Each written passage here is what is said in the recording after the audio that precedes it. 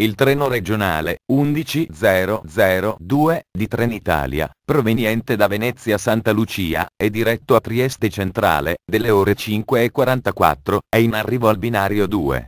Attenzione! Allontanarsi dalla linea gialla.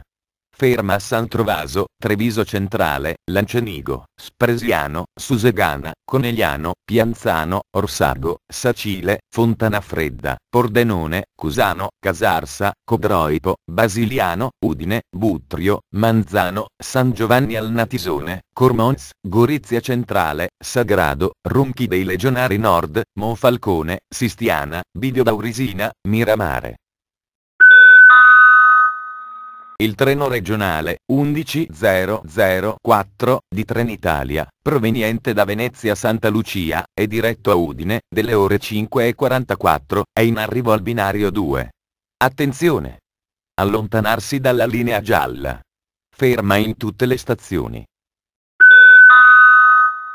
Il treno regionale 11001 di Trenitalia, proveniente da Treviso Centrale, e diretto a Venezia Santa Lucia, delle ore 5:45, è in arrivo al binario 1. Attenzione! Allontanarsi dalla linea gialla. Ferma in tutte le stazioni.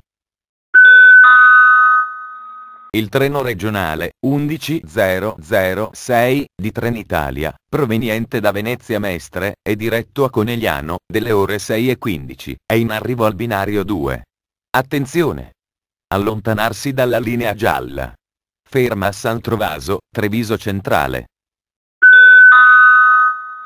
Il treno regionale 11003 di Trenitalia, proveniente da Udine, e diretto a Venezia Santa Lucia, delle ore 6:16, è in arrivo al binario 1. Attenzione! Allontanarsi dalla linea gialla. Ferma in tutte le stazioni.